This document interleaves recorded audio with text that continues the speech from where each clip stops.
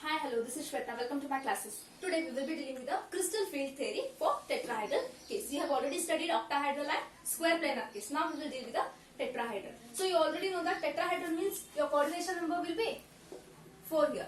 And number of ligands also will be equal to coordination number, that is 4. Clear? This you should know. So here this is the tetrahedral case. So here you can see tetrahedral means 4 ligands. So here 4 ligands, I have shown it as L minus. They will act as a negative point charges, isn't it? So I have shown like this. So here x-axis is out of this page. Okay, so only here y-axis and z-axis are visible. So here you can see the ligands, they are not along the axis, they are off the axis. Remember that here, whatever your ligands are there, no, they are approaching off the axis. So you have to remember that your ligands are approaching not along the axis, but they are approaching off the axis. Clear? So now you have to see how the orbitals are. Now you have dx square minus y square and dz square. You can see both in these cases I have drawn. They are along the axis, isn't it? This is along x and y axis. This is along x and y axis, and this is along z axis. So definitely when these will come near these orbitals, there will be no much repulsion. Why? Because they are off the axis, but they are along the axis. Hence, what happens in these two orbitals? No, your whatever the repulsion is there, it will be very less. So you can tell, their energy is also less. So in these both cases, your repulsion will be less. Why? Because here you can see ligands are coming here. I have shown minus sign with the ligands. Okay, ligands are coming here, but your axes are that. So in between of that, these are approaching. So here ligands are off the axis, whereas your orbitals are on the axis. Hence their repulsion is less. Hence these both are having less energy and less energy, because not more repulsion. Hence the energy will be less in these both cases. Now in these three cases you see dyz, dxz and dxy. These are along the axis, isn't it? So this is along y and z axis. This is y axis and this is z axis. So in these all three cases now, your whatever the orbitals are there, they will be not along the axis, isn't it? So here they will be having the 45 degree, isn't it? So and here ligands are also off the axis, as you have seen here. So what happens? Directly they will repel, isn't it? This will come like this orbital, and ligand is also approaching directly. Since they are not along the axis, your whatever ligands are there, no, they are approaching directly as shown in the figure like this. Hence these three orbitals, no, they will experience what? Maximum repulsion. Hence in these three orbitals there will be maximum repulsion. So if more repulsion, then what happens? So more repulsion, then what? More energy. So more repulsion means more energy. Hence they will be little unstable when compared to these orbitals. So what happens? What you can observe is that they will be splitting now.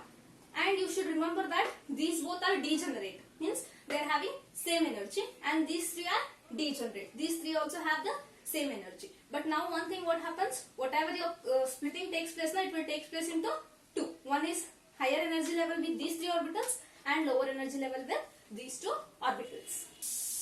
So here I have shown the octahedral splitting, and this is tetrahedral splitting. We will try to compare it with that of octahedral. You know that in octahedral what happened? So here three orbitals were having T2G having lower energy, and these two along the axis were having higher energy. Why the along the axis we were having higher energy?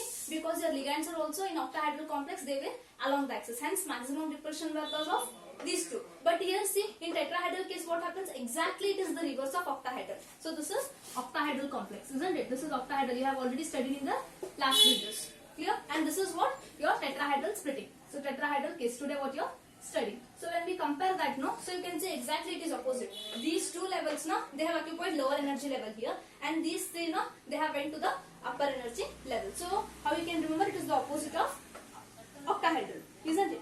And one difference, what here Eg was there, no, and T2G was there. But here this is taken only as T2 and this is taken as E. Just you have to remove G from both sides. You have to remove G from both sides. Clear? And this will be again plus 4 stabilized by plus 4 dq, and this will be minus 6 dq. This is what? Your tetrahedral splitting. And one more thing what you can observe is that here when you compare these both, no, your tetrahedral splitting whatever is there, no, it is less compared to that of delta naught, isn't it? Your delta T is less than delta naught. Means octahedral splitting is greater than that of tetrahedral. But you know that square planar is greater than octahedral splitting, isn't it?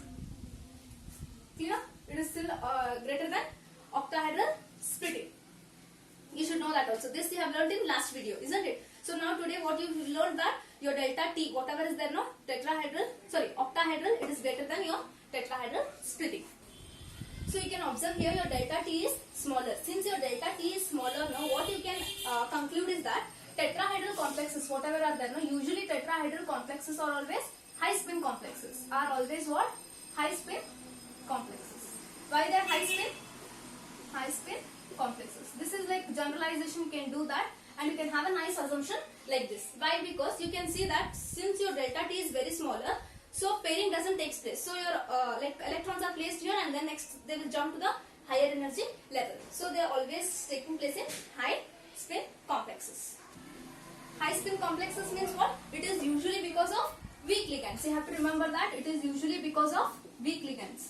So most of the tetrahedral splitting is observed on weak ligands takes place. If they are weak ligand, then what happens? Like your delta T will be very small. Actually it is very small means usually weak ligands only undergo this type of splitting. So that your electrons, how they are placed, pairing doesn't take place. So your electrons are easily jump to the higher energy. So since there are more unpaired electrons, you will have high spin. Hence these complexes are always high spin. This generalization we can do.